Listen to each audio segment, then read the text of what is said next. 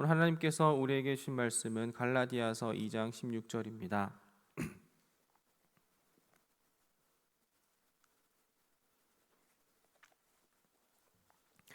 갈라디아서 2장 16절입니다.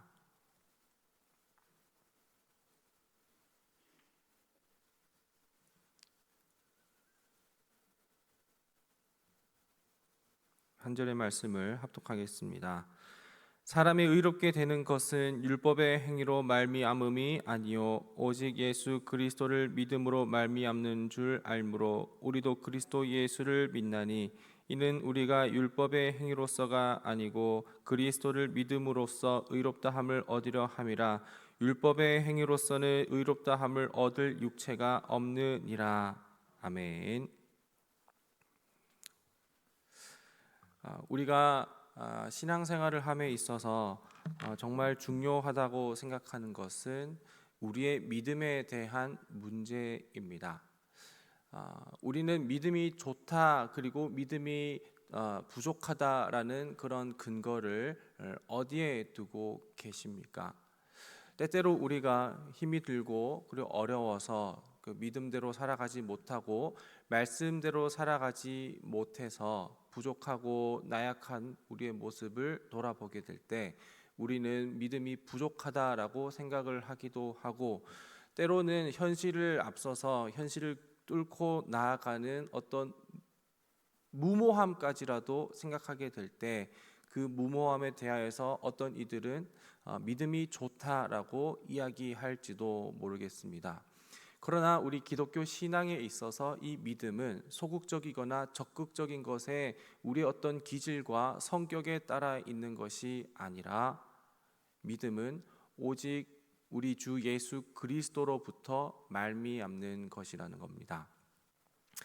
오늘 우리가 읽은 이 본문은 기독교 교리 중 가장 중요한 이신칭의에 대하여서 이야기하고 있는 것입니다. 이 이신칭의라는 것은 무엇이냐면 믿음으로 의롭다함을 받는 것입니다. 그러니까 우리가 착각하기를 우리는 우리의 행위를 통하여서 열심히 살아가고 신실하게 믿고 그리고 그 말씀에 따라서 정직하게 살아가게 되면 우리는 언젠가 성화, 그러니까 거룩하게 된다라고 생각할 수가 있겠는데 전혀 그렇지 않다라는 것입니다. 우리가 우리의 노력과 우리의 행위로 우리의 마음가짐으로 거룩하게 된다면 그러면 그리스도는 오실 필요가 없다라는 것을 바울은 이야기하고 있는 것이죠. 오직 우리가 믿음으로 의롭게 된다라는 것, 그러니까 하나님께서 우리를 의롭다 한다라는 것은 결국 우리의 노력으로서는 결코 성취할 수 없는 그리스도의 법으로만 성취할 수 있는 것을 이야기하고 있는 것입니다. 그것이 바로 이신칭의라는 것입니다. 그렇게 됐을 때에 우리에게 자유로워지는 것은 무엇이냐면 내가 또 오늘 범죄를 했고 또 내가 오늘 넘어졌고 또 내가 오늘 실수했다라고 했었을 때 내 믿음과 내 행위로 하나님께 인정을 받는다라는 하나님으로부터 의롭다함을 얻으려고 한다는 것을 나의 행위로 근거를 삼게 되면 그러면 우리는 그렇게 될 때에 우리가 실제로 그 율법을 이루게 되었을 때에 굉장히 교만하게 될 것이며 내 행위와 내 마음과 내 생각으로 율법을 이루지 못하게 되었을 때는 굉장히 낙담하여서 하나님을 두려움의 대상으로 생각할 수 있게 된다라는 것입니다. 그러나 우리는 율법을 전부 다 지키는 사람이 아무도 없습니다. 율법을 지키는 사람이 아무도 없는데 그런데 우리가 의롭게 된다라는 것은 오직 하나님으로부터 얻는 의, 예수 그리스도라는 것입니다. 사실 이 이신칭의 그리고 바울이 이야기했었던 칭의, 의롭다함이라는 것은 법정 용어입니다. 그래서 이제 그 대상이 이제 더 이상 죄가 없음이라는 것을 선고하게 됐을 때에 땅땅땅 하게 됐을 때에 무죄 선언이 바로 이제 의롭다함이라는 것인데, 그것은 전적인 재판관에 있는 것이지 피고석에 있는 그 죄인석에 있는 그 자리 사람에 대한 이야기가 아니라는 것입니다. 오늘 바울은 베드로가 이방인과 함께 음식을 먹느냐 먹지 않느냐에 대한 문제로부터 비롯된 것을 우리는 볼 수가 있습니다. 사실 우리가 본문을 보게 되면 11절부터 보게 되면 바울은 여기서 게바라고 되어 있는데, 이 게바는 베드로입니다. 베드로가 이방인과 같이 밥을 먹느냐 먹지 않느냐에 대한 문제를 통해서, 사실 당시에는 유대인이 이방인과 함께 밥을 먹는다라는 것은 또 부정한 것으로 여겨졌기 때문에, 그렇기 때문에 믿는 그리스도인이라 하더라도 같이 밥을 먹지 않아 자기의 정결함을 유지하려고 해서 그렇게 그 자리를 떠난 것을 14절에서 볼 수가 있는데요. 그러나 바울은 그런 베드로의 게바의 태도를 지적하며, 우리는 그렇게 이방인과 같이 먹느냐 먹지 않느냐를 통하여서 우리의 정결함과 부정함을 유지하는 것이 아니다라는 것을 이야기하는 것이죠. 바울은 여기에서 사실은 우리가 정결하게 됨은 혹은 부정하게 됨은 이를 이야기를 할 수도 있겠지만, 그 정결하게 됨 혹은 부정하게 됨이라는 단어 대신에 바울은 의롭게 됨, 정결함에 대한 이야기를 의롭다는 얘기로 바꿔서 이야기를 하고, 그리고 부정하다는 얘기를 정죄라는 이야기를 통해 바꿔서 이야기하며, 이것이 결코 우리의 어떤 문화적인 생활에 대한 이야기가 아니라 법적인 용어로 강력하게 이야기한다는 것을 알 수가 있게 된다는 것이죠. 그런 의미에서 오늘 본문을 다시 한번 읽어보며 계속해서 말씀을 나누도록 하겠습니다. 오늘 본문 다시 읽겠습니다.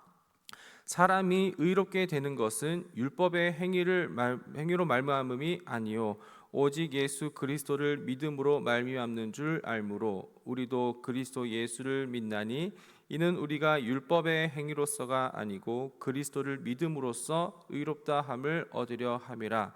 율법의 행위로서는 의롭다함을 얻을 육체가 없느니라. 아멘. 그러니까 우리가 정결하게 되고 부정하게 됨은, 의롭게 되고 그리고 의롭지 못하게 됨은 우리에게 있는 것이 아니라는 것을 이야기하며, 우리가 의롭게 된다라는 것은 전적인 예수 그리스도로 말미암는다라는 것을 이야기하는 것입니다. 이것이 구체적인 사건으로 나타난 것이 있는데, 바로 출애굽기에 있는 10번째 재앙입니다.